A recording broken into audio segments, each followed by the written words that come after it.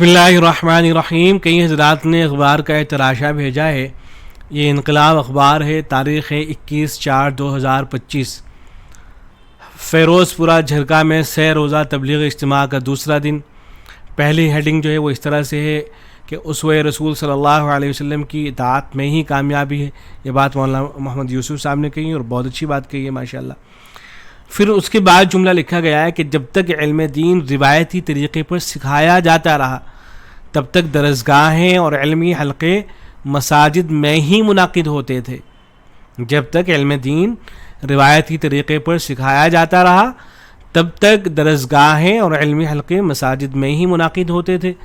جو ہی فلسفے کا داخلہ ہوا مدارس کا وجود مساجد سے الگ ہونے لگا. یہ بات کہی ہے مولانا محمد سعد کاندھلوی صاحب نے. تو معلوم کیا گیا کہ کیا یہ بات صحیح ہے؟ کیا واقعتاً ہماری تاریخ میں ایسا ہوا ہے کہ پہلے جتنے بھی مدرسے چلا کرتے تھے وہ سب کے سب مسجدوں کے اندر چلا کرتے تھے، اور پھر اس کے بعد جب ہمارے یہاں مدارس کے اندر فلسفہ داخل ہونے لگا تو مدارس کو مساجد سے الگ کیا جانے لگا اور مدرسے الگ بننے لگے؟ کیا تاریخی طور پر یہ بات صحیح ہے؟ کیا اس کی کوئی حقیقت ہے؟ تو دیکھیں جواب میرے سے پہلی بات تو یہ، اس کو تفصیلی طور پر ہم دیکھیں گے کہ اور کیا کیا باتیں کہی گئی ہیں، لیکن موٹی موٹی سی باتیں پہلے سمجھ لیں. پہلی بات تو یہ کہ اگر تاریخ میں اس طرح کی باتیں پیش آئی ہوئی ہوتی اور تاریخی طور پر یہ بات سچ بھی ہوتی، صحیح بھی ہوتی، تو تب بھی عوام کے سامنے اس طرح کی باتیں کرنے کا کیا مطلب ہے؟ آپ لوگوں کو اللہ اور رسول کی باتیں بتلانے کے لیے گئے ہوئے ہیں اور لوگوں کے سامنے آپ بیٹھ کر یہ بتا رہے ہیں کہ ہمارے جو مدارس چل رہے ہیں پہلے مسجدوں کے اندر چلا کرتے تھے اور پھر اچانک سے جب ہمارے یہاں فلسفہ داخل ہو گیا اس کے بعد مدارس کو مساجد سے الگ کیا جانے لگا. تو اصل تو مساجد کے اندر چلنے چاہیے، مدرسے الگ نہیں ہونے چاہیے. یہ باتیں آپ عوام کے سامنے کر رہے ہیں. کیا ذہن بنے گا ان بیچاروں کا؟ کیا سوچے گی عوام کہ ہمارے یہاں جو مدرسے چل رہے ہیں بڑے بڑے، چاہے وہ دارالعلوم دیوبند ہو، چاہے مدرسہ مظاہر سہارنپور ہو، دنیا کے جتنے بھی مدارس ہیں، چاہے ہندوستان کے ہوں، پاکستان کے، بنگلہ دیش کے، دنیا کے جتنے بھی مدارس ہیں وہ سب کے سب اس وقت اسی طرح سے چل رہے ہیں کہ مدارس کا جو نظام ہے وہ مساجد سے ہٹ کر ہے اس وقت. تو کیا ذہن بنے گا کہ ہمارے یہاں جو سلسلہ ہے تو سنت کے خلاف ہے بالکل، اور مدارس تو اصل مساجد کے اندر چلنے چاہیے. یہ جو علماء نے سسٹم قائم کر رکھا ہے تو صحیح نہیں ہے. تو بھئی آپ عوام کو علماء سے جوڑنے کے لیے گئے ہوئے ہیں یا عوام کو علماء سے کاٹنے کے لیے گئے ہوئے ہیں؟ اور پھر آپ نے تو یہ شوشہ چھوڑ دیا ہے. اس وقت کی جو صورتحال ہے حکومت کی وہ ایک چیز پر نظر رکھ رہی ہے. کیا خیال ہے آپ کے جو بیانات وغیرہ ہوتے ہیں ان لوگوں کی نگاہوں سے نہیں گزرتے ہوں گے؟ تو وہ حکومت جو آئے دن مدارس کے اوپر تالے ٹھوک رہی ہے اور مدارس کو بند کیا جا رہا ہے اور ایک سازش کے تحت جتنے بھی مدارس چل رہے ہیں ان کو جو ہے بند کرنے کی سازش رچی جا رہی ہے، تو ایسے وقت میں اس طرح کا شوشہ چھوڑ دینا گویا کہ ان کو ایک ہتھیار فراہم کر دینا ہے. وہ تو اب آگے اگر ان تک آپ کی بات پہنچتی ہے تو آگے آ کر یہ کہیں گے کہ تم نے یہ جو مدارس کا سلسلہ شروع کر رکھا ہے تمہارے یہاں تو ہے ہی نہیں ہے. تو میں تو اصل جو ہے مساجد کے اندر پڑھانا چاہیے، پڑھانا مدارس مساجد کے اندر ہونا چاہیے، تو میں تو یہ مدارس ویسے ہی بند کر دینا چاہیے. تو ایک شوشہ گویا کہ آپ کی طرف سے چھوڑ دیا گیا ہے جو ہتھیار فراہم کرے گا اور ہتھیار کی شکل میں ان لوگوں تک پہنچے گا. تو سمجھ سے بالا تر ہے کہ یہ باتیں کیوں ہوتی ہیں. اب ذرا سے دیکھیں کیا لکھا گیا ہے.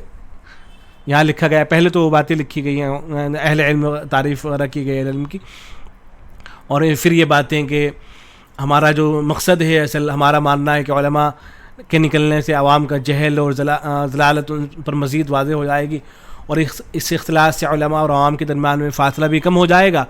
اور انہوں نے کہا کہ آج علماء کا راستہ الگ ہے اور ناخواندہ لوگوں کا راستہ الگ ہے. اس راستے میں خلیج بڑھتی جا رہی ہے. اسی کو پاٹنے کے لیے تبلیغ جماعت علماء کو عوام سے مزید قریب کرنا چاہتی ہے. تو یہ بات اچھی ہے، لیکن کیا اس طرح سے قریب کیا جائے گا؟ کیا اس طرح سے عوام قریب ہوگی علماء کے؟ بلکہ ہم تو یہ دیکھتے ہیں کہ بیچارے جو ناخواندہ ان پڑھ قسم کے لوگ ہوتے ہیں، تبلیغ جماعت میں ان کا کوئی وقت نہیں لگا ہوا ہوتا، ان کو علماء سے زیادہ محبت ہوتی ہے. بعض مرتبہ وہ حضرات جو تبلیغ جماعت میں وقت لگا لیتے ہیں لیکن ان کا تعلق صحیح علماء سے نہیں ہوتا ہے، تو ان کا عجیب طرح کا ذہن بن جاتا ہے. تو دعویٰ تو یہ کیا جا رہا ہے کہ ہم یہ چاہتے ہیں کہ علماء اور عوام کے درمیان میں جو خلیج ہے وہ کم ہو، لیکن باتیں اس طرح کی کر دی جاتی ہیں کہ اور خلیج جو ہے بڑھ جاتی ہے. بہرحال تو مزید انہوں نے اس بات پر زور دیا کہ جو ائمہ صاحبان جماعت میں نکلتے ہیں انہیں کسی کو اپنا قائم مقام بنا کر جانا چاہیے تاکہ منصب امام کفایہ میں کوئی حرج نہ ہو. ٹھیک ہے, اچھی بات. اب یہ بات شروع ہو رہی ہے. دیکھیں, کہتے ہیں کہ امیر تبلیغی جماعت نے مزید کہا کہ جب تک علم دین روایتی طریقے پر سکھایا اور پڑھایا جاتا رہا تب تک درسگاہیں اور علمی حلقے مساجد ہی میں منعقد ہوتے تھے. پھر جو ہی فلسفہ داخل ہوا تب صدیوں بعد مدارس کا وجود مساجد سے الگ ہونے لگا. خیر القرون اور بعد کے ادوار میں کافی مدت تک مسجد میں ہی تفسیر و حدیث اور فقہ درس دیا جاتا تھا. چنانچہ پائے کہ مفسر و محدث اور فقیہ مساجد ہی سے تعلیم حاصل کر کے نکلیں. یہ بالکل بکواس باتیں ہیں, کوئی ان باتوں کی حقیقت نہیں ہے. بڑے بڑے محدثین اور مفسر جو پیدا ہوئے ہیں تو ایسا نہیں ہے کہ وہ سب کے سب مسجد میں جا کے پڑھا کرتے ہوں اور علمی حلقے وہ صرف مساجد کے اندر لگتے ہوں. یہ خلاف واقع باتیں ہیں. آپ تاریخ اٹھا کر دیکھیں گے تو تاریخ کے اندر آپ کو وہ مثالیں بھی ملیں گی کہ مساجد کے اندر بھی علمی حلقے لگے ہیں, اور آپ کو وہ بے شمار مثالیں مل جائیں گی کہ مساجد کے باہر علمی حلقے لگے ہیں. خود اللہ کے نبی صلی اللہ علیہ وسلم کی زندگی میں اور صحابہ کرام کی زندگی میں آپ کو اس کی مثالیں مل جائیں گی. تو یہ بالکل بکواس باتیں ہیں. یہ دعویٰ کرنا کہ جب ہمارے ہاں فلسفہ داخل ہو گیا تو فلسفے کی وجہ سے مدارس کو مساجد سے الگ کر دیا گیا, ورنہ تو علمی حلقے اور پڑھنا پڑھانا وہ سب مساجد کے اندر ہوا کرتا تھا. یہ بات خلاف واقع ہے, صحیح نہیں ہے بالکل. اللہ حفاظت فرمائے, نہ جانے کیوں اس طرح کی جو ہے باتیں کی جا رہی ہیں. دیکھیں, ایک مضمون ہے, اس کا عنوان ہے دینی مدارس کی تاریخ, اور اس مضمون کو لکھا ہے مفتی سید عبدالشکور ترمذی رحمہ اللہ نے. مفتی صاحب نے بتایا ہے کہ ہمارے ہاں جو مدارس کا سلسلہ شروع ہوتا ہے تو یہ ایسا نہیں کہ مدنی زندگی سے اس کا آغاز ہوتا ہو, بلکہ مکی زندگی سے اس کا آغاز ہو جاتا ہے. اور خود مکی زندگی میں نبی اکرم صلی اللہ علیہ وسلم کی زندگی میں اس طرح کے مدرسے ملتے ہیں کہ جن کا آغاز مکی زندگی کے اندر ہو چکا تھا. جیسے مدرسہ صحن ابو بکر رضی اللہ عنہ کا ذکر کیا گیا ہے. تو حضرت ابو بکر رضی اللہ عنہ کا ایک صحن تھا, ایک چبوترا تھا جہاں مدرسہ چلا کرتا تھا, اس کا ذکر کیا گیا ہے. ایسے مدرسہ دار ارقم, اس کا ذکر کیا گیا ہے. مکی زندگی کے اندر یہ مدرسے چل رہے تھے. ایسے ہی شیب ابی طالب کے اندر پڑھنا پڑھانا ہوا. مدرسہ بیت فاطمہ, اس کا ذکر کیا گیا ہے. مدرسہ حفصہ, اس کا ذکر کیا گیا ہے. پھر مدرسہ زندگی جب آتی ہے تو اس میں مدرسہ قباء کا ذکر ہے. مدرسہ صفہ تو مشہور و معروف ہے. تو ایسا نہیں ہے کہ جو مدرسہ صفہ چلا کرتا تھا یہ صرف مسجد کے اندر چلتا ہو, ایسا نہیں تھا, بلکہ مسجد کے باہر یہ جو ہے سارا سلسلہ جو ہے قائم تھا, اور پڑھنے پڑھانے کا جو سلسلہ تھا وہ مسجد کے باہر تھا. اور پھر ایسے ہی خلافت راشدہ کا جب آغاز ہوا ہے تو یہاں لکھا گیا ہے کہ عہد رسالت کے بعد خصوصیت سے حضرت عمر رضی اللہ عنہ نے اپنے عہد خلافت میں حجاز اور ہر اسلامی آبادی میں قرآن مجید کی تعلیم کے لیے مستقل حلقے اور مکاتب قائم فرمائے. حضرت ابو الدرداء رضی اللہ عنہ کو دمشق میں شام کی جامع مسجد میں قرآن پاک کی تعلیم کے لیے مقرر فرمایا. ایک مرتبہ طلبہ کا شمار کرایا گیا تو معلوم ہوا کہ 1600 طالب علم ان کے حلقے درس میں شریک ہیں.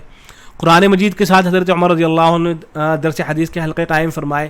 اس کام کے لیے حضرت عبداللہ ابن مسعود کو ایک گروہ کے ساتھ کوفہ اور معقل ابن یسار, عبداللہ ابن معقل اور عمران ابن حسین کو بصرہ, اور عبادہ ابن صامت اور ابو الدرداء رضی اللہ عنہ کو شام میں مقرر فرمایا, اور لوگوں کو تاکید کی کہ ان سے علم حدیث حاصل کریں. علامہ ابن جوزی رحمہ اللہ نے لکھا ہے کہ حضرت عمر نے جو مکاتب قائم کیے تھے ان میں معلمین کی تنخواہیں مقرر تھیں, اور ہر معلم کو 15 درہم بیت المال سے ملتے تھے. حضرت عثمان کے زمانے خلافت میں ان مدارس کو اور زیادہ وسعت ہوئی, اور تمام ممالک مفتوحہ میں جا بجا مکاتب و مدارس قائم کیے گئے. اس کے بعد دوسرے عمراء کا سلسلہ شروع ہوتا ہے. تو عہد خلافت راشدہ میں مدارس کا تذکرہ, عہد خلفائے امراء اسلام میں مدارس کا ذکر, اور پھر اس کے بعد ہندوستان میں مدارس کا تذکرہ, اور پھر اس کے بعد ہندوستان کی سیاسی تاریخ اور دارالعلوم دیوبند کا قیام. یہ ساری تاریخ جو ہے انہوں نے ذکر کر رکھی ہے. تو اس کو اگر آپ صرف مضمون کو اگر پڑھ لیتے ہیں, انشاءاللہ اس کا لنک میں ویڈیو کے ساتھ دے دوں گا, تو صرف اگر آپ اس مضمون کو دیکھ لیتے ہیں تو اس سے بات واضح ہوگی. اور بہت سی آپ تحریریں دیکھیں گے, بہت سے حضرات نے اس عنوان پر لکھا ہوا ہے. تو ایسا نہیں ہے کہ مدارس جو ہیں وہ صرف مساجد کے اندر چلتے ہوں, ایسا نہیں تھا, بلکہ اس کے باہر بھی چلا کرتے تھے.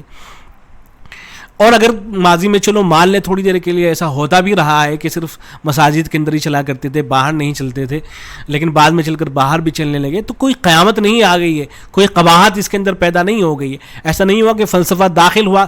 ارے بھائی, پڑھنا پڑھانا تو کہیں بھی ہو سکتا ہے. سیکھنا سکھانا تو کہیں بھی ہو سکتا ہے، اس کے لیے مسجد ہی کا ہونا ضروری نہیں ہے. ایک آدمی کو مسجد کے اندر موقع مل رہا ہے، بہت اچھی بات ہے، وہیں کر لے. ایک آدمی کو وہاں موقع نہیں ہے، کسی دوسری جگہ پر ہے، یا کوئی ایسا نظم قائم کر لیا گیا ہے کہ وہاں اور بہتر سے بہتر تعلیم دی جا سکتی ہے دوسری جگہ پر، تو یہ ایسی موٹی موٹی باتیں ہیں کہ جو ہر آدمی جس کو اللہ نے عقل سلیم سے نوازا ہے وہ آسانی سے ان باتوں کو سمجھ سکتا ہے. لیکن پتہ نہیں یہ سب باتیں کیوں کی جاتی ہیں. پھر آگے اسی اخبار کے اندر لکھا ہوا ہے کہ انہوں نے کہا، یعنی سعد صاحب نے کہا کہ فقیہ وہ ہوتا ہے جو حالات پر نہایت ہی قریب سے نظر رکھتا ہے، قریب سے نظر رکھے. اسی لیے ضرورت پڑنے پر ایک فقیہ عالم مباح چیزوں کو بھی منع کر دیا کرتا ہے. صحیح معنوں میں فقیہ وہی کہلاتا ہے جو حالات کو پرکھتا ہو اور اسی نسبت سے ملت اسلامیہ کو نفع و نقصان بھی پہنچاتا ہو. انہوں نے کہا کہ بسا اوقات ایسا ہوتا ہے کہ کچھ چیزیں معاشرے کو کھوکھلا کر دیتی ہیں، تو جواز کے باوجود بھی فقیہ ان سے بعد رہنے کو کہہ دیتا ہے. یہی وہ فقیہ ہے جس کا تذکرہ حدیث میں آیا ہے. یہ پتہ نہیں کہ یہ باتیں ان کے سامنے ہو رہی ہیں، عوام کے سامنے. بھئی کیا ضرورت ہے آپ کو فقیہ کی تعریف کرنے کی؟ کہ اصل فقیہ تو وہ ہوتا ہے، آپ شاید وہی آپ نے جو چند چیزیں گھڑ لی ہیں اپنے دماغ کے اندر، سوچ لی ہیں کہ یہ چیزیں ناجائز ہونی چاہیے، اور ان کو جواز فراہم کرنے کے لیے سب باتیں کر رہے ہیں. فقیہ تو وہ بھی ہوتا ہے کہ بعض مرتبہ ایک چیز ناجائز ہوتی ہے بالکل، لیکن فقیہ وہ ہوتا ہے کہ بعض مرتبہ ان چیزوں کی اجازت بھی دے رہا ہوتا ہے، ناجائز ہونے کے باوجود بھی. ایک چیز ناجائز ہوتی ہے بعض مرتبہ، لیکن اس کی اجازت دے دی جاتی ہے بعض لوگوں کو.